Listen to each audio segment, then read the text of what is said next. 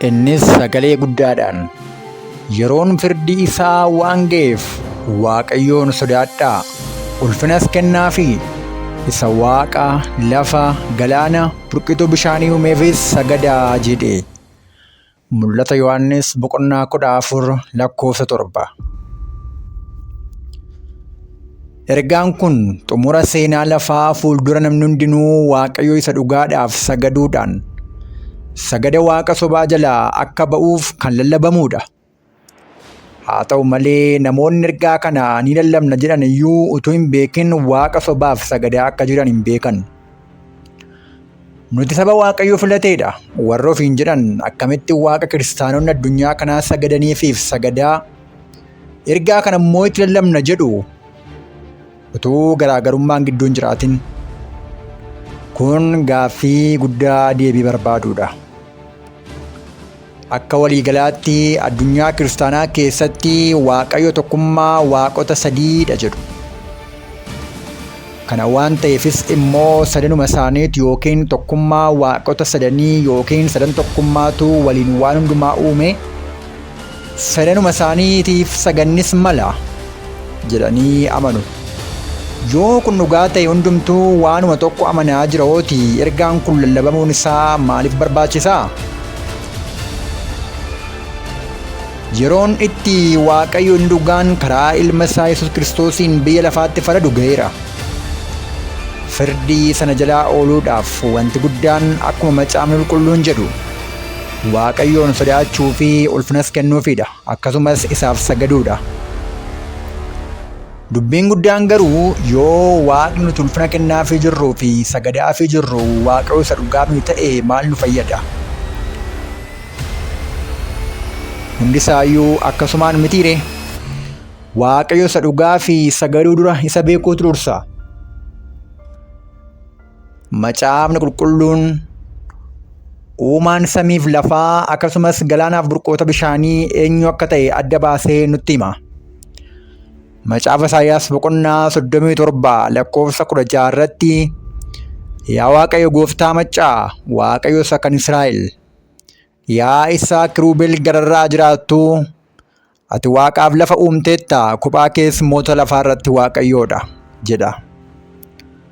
Akkuma kana Isaayyaas 41:20 irratti ani Waaqayyo humna kootiin kana akkan godhe ani qulqulluun Israa'el kana akkan uume. Namoonni akka argan akka beekanii fi akka itti yaadanii hubatanis nan godha jedhe.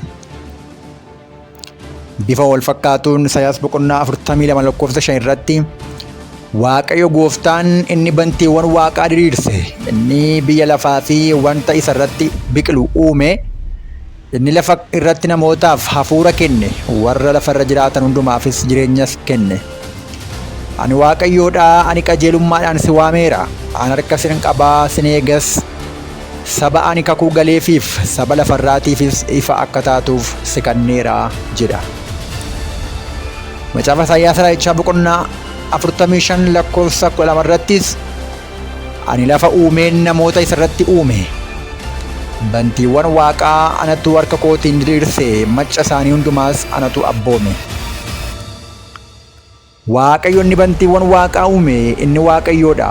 Inni lafa bifa itti godhee tolchee jabeessee yommuu dhaabe akka irra jiraataniif malee bifa hin qabnee fi onaa akka ta'uuf hin uumne. Inni ani Waaqayyoodha ana malee kan biraan hin jiru jedha. Akka kiristaanonni hedduun isaanii amananitti Waaqayyo inni uumaan kun qaama sadiidha yookiin Waaqa sadan tokkummaadha. Haa ta'u malee hundaa kan caalu garuu dubbii macaafa qulqulluudha waan ta'eef macaafni qulqulluun maal akka jedhu uumaan Waaqaaf lafaa galaanaaf burqoota bishaanii isaan kana hundumaa fi isaan keessa kan jiran hundumaa inni uume Waaqa tokkicha ta'uusaa ifa godhee yommuu nutti himu macaafa Milkiyaas raajichaa 2:10 irratti akkas jedha.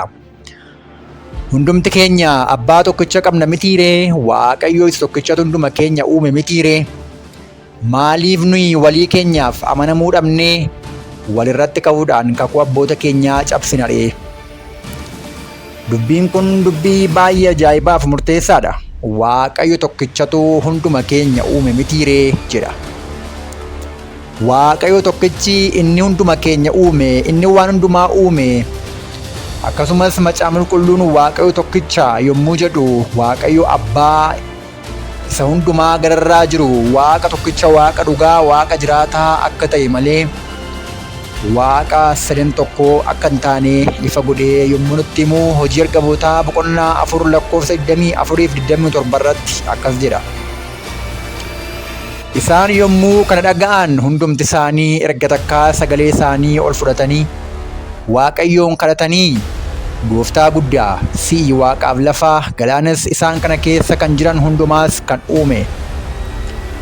Eeyyee dhuguma mandaruma kanatti iyyuu Heroodisii fi Phonxoos Philaaxoos warra saba Waaqayyoo hin ta'inii fi namoota Israa'elii wajjin ilma kee isa qulqulluu Yesuus isa ati isa dibde irratti walii galan. Wanti guddaan asirratti hubachuu qabnu obboloota koo akka heertuuwwan kanneen irraa hubannutti Waaqayyo inni waaqaaf lafa, galaanaaf burqoota bishaanii uume isa ilma isaa hafuura isaa isa qulqulluudhaan dibeef mallatteessedha. Innis Waaqa tokkichaa Waaqayyo Abbaa akka ta'e Hojii Ergamootaa boqonnaa 10 lakkoofsa 38 irratti Waaqayyo Yesuus nama Naazreet kana hafuura qulqulluudhaan dibee humnaan akka isa guute, inni naanna'ee hojii gaarii akka hojjete, seexanaan kan cunqurfaman akka fayyise, Waaqayyo isaa wajjin akka tures beekamaadha jedhee nutti dubbata dubbiin Waaqaa. Wangeelii Yohaannis 6:27 irrattis nyaata baduuf hin dhama'inaa, nyaata jireenya bara baraatiif argamuuf dhama'aa malee. Ilmi namaa inni Waaqayyo Abbaan mallattootti godhe nyaata kana isiniif kennuuf jira isaaniin jedha. Dubbiin Macaafni Qulqulluun ifa godhee nutti himu uumaa Waaqaatiif lafaa inni ta'ee isa ilma isaa tokkichaa hafuura isaa isa qulqulluudhaan dibee Waaqayyo Abbaa akka ta'edha. Ibroota boqonnaa 1 lakkoofsa 9 irrattis ati qajeelina jaallattee jal'ina jibbite, kanaaf Waaqayyo kee Waaqayyichatu si dibee dibata gammachuu kanaanis warra si wajjin jiran irra si caalchisee jedhee nutti dubbata. Kanaaf Waaqayyo tokkichi inni waan hunda uume Waaqayyo Abbaa isa Abbaa Gooftaa Yesuus Kiristoos ta'edha. Dhugumas Abbaa isaati. Kanaaf Kiristoos Abbaan isaa Gooftaa Waaqaatiif lafaa akka ta'e akkas jedhee dhugaa ba'eera. Wangeelii Luqaas boqonnaa 10 lakkoofsa 21 irratti yeroo sanatti Yesuus hafuura qulqulluutti gammadee, yaa Abbaa Gooftaa Waaqaatiif lafaa, isa kana warra ogeessotaa fi hubattoota jalaa dhoksitee wallaalotatti waan mul'ifteef sin jajadha. Eeyyee yaa Abbaa isa kanatti gammaddeetta jedhee dubbate. Waaqayyo inni tokkichi waan hundaa uume, inni hundaa gararraa jiru, Waaqni dhugaan kun Waaqayyo isa jiraataaf isa dhugaa ilma tokkicha qabu akka ta'e, dhugumayyuu ilma tokkicha akka qabu tokkoffaa Tasalonqee boqonnaa 1 lakkoofsa 9-10 irratti nuyi attamitti akka isin gidduutti simatamne, isinis Waaqayyo isa jiraataa fi isa dhugaadhaaf hojjechuuf attamitti waaqayyolii tolfaman irraa gara Waaqayyootti akka deebitan isaan ofuma isaaniitii iyyuu in himu.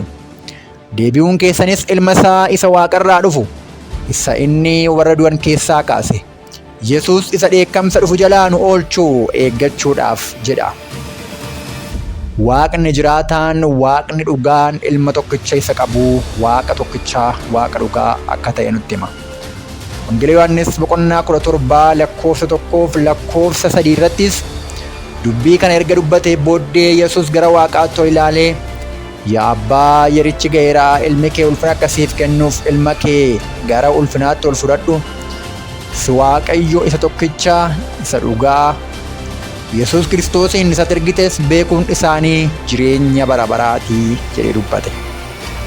Gooftaan keenya Yesuus Kiristoos dubbii guddaa, dubbii humna guddaa qabu yommuu dubbate, yaa Abbaa yommuu jedhee si Waaqayyo tokkicha isa dhugaa jedhee Abbaan isaa Waaqa tokkicha, Waaqa dhugaa akka ta'e malee Waaqa sadan tokkummaa, Waaqa qaama garaa garaa sadii akka hin taane ifa godhee dubbata.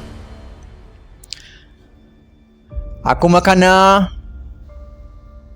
Kiristoos karaa garbicha isaa Phaawulosiin hafuura isaa isa isaaf kenneen karaa Phaawulosiin yommuu dubbatu tokkoffaa Qorontos boqonnaa 8:6 irratti nuuf garuu Waaqayyo tokkichatu jira. Innis Abbaa isa waan hundumaa uume. Isa nuyi maqaa isaatiif jiraannus akkasumas Gooftaa tokkichatu jira. Innis Yesuus Kiristoos isa wanti hundumtuu ittiin uumame. Isa nuyi ittiin jiraannus jedhee dhugaa ba'a. Waaqayyo Abbaan Waaqayyo inni tokkichi hundaan ol jiru karaa ilma isaa Yesuus Kiristoosiin waan hunda uume. Ibroota boqonnaa 1:2 irratti guyyoota bara isa dhumaa kanatti immoo ilma isaatiin nutti dubbate. Waaqayyo ilma isaa kanaan waaqaaf lafa uume waan hundumaas harka isaatti kennuuf isa dhaabe jedhee dubbata dubbii Waaqa. Kanaaf Waaqayyo Abbaan karaa ilma isaa Yesuus Kiristoosiin waan hunda uume. Waaqayyo Abbaan uumaa waaqaaf lafaa inni ta'e karaa ilma isaa Gooftaa Yesuus Kiristoosiin waan hunda uume. Hundumtuu isatti kan ta'e, hundumtuu isa biraa kan ta'e, hundumtuu akka fedhaaf akka jaalala isaatti kan raawwate Waaqni tokkichi Waaqa inni dhugaan Waaqayyo Abbaadha. Fedha isaatiif jaalala isaa kan raawwate Gooftaa Yesuus Kiristoos ilma isaa ilma Abbaa isa ta'edha. Kan kanaan alaa Waaqni sadii qaamni sadii yookiin Waaqni walqixa ta'ee bara baraan waliin jiraatu Waaqni sadii saganni maluuf yookiin hojii uumamaa keessatti waliin hojjetan sadii ta'an hin jirani. Saganni dhugaan illee kanumaan kan wal fakkaatu. Haaluma kanaan eenyuuf akka sagannu Kiristoos akkas jedhee nutti hime. Wangeela Yohaannis boqonnaa 4:23 irratti yeroon itti warri dhuguma sagadan hafuuraa fi dhugaadhaan Abbaadhaaf sagadan garuu in dhufa. Innis ammumayyuu ga'eera. Abbaanis warra akkasitti isaaf sagadan in barbaada jedhe.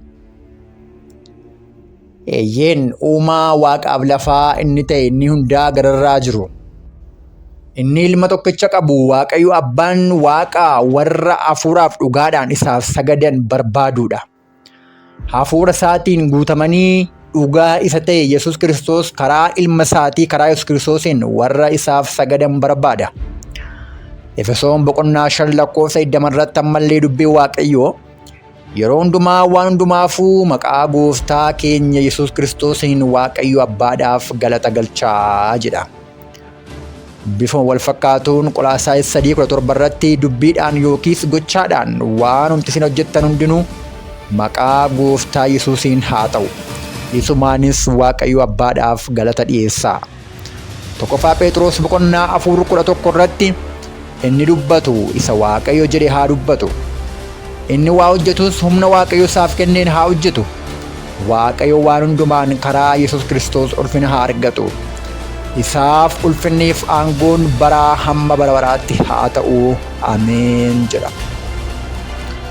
Walumaa galatti obboloota koo yeroon firdii Waaqa isa dhugaa utuu hin ga'in Waaqayyoon dhugaan Waaqayyoon jiraataan yeroo inni itti faradu utuu hin ga'in Waaqa dhugaa kana beennee eenyu akka inni ta'e hubannee Waaqni dhugaan Waaqni tokkichi Waaqayyo Abbaa akka ta'e hubannee Yesuus Kiristoos immoo ilma isaa ilma Waaqa tokkichaa ilma Waaqa dhugaa akka ta'e hubannee isa karaa ilma isaa waan hundumaa uume Waaqa dhugaadhaaf karuma ilma isaa Yesuus Kiristoosiin hafuura isaa isarraa fudhannee hafuura sanaan guutamnee karaa ilma isaa Yesuus Kiristoosiin Abbaa Waaqa tokkichaaf sagaduu akka dandeenyu Waaqayyo nu haa gargaaru. Guddaa eebbifama.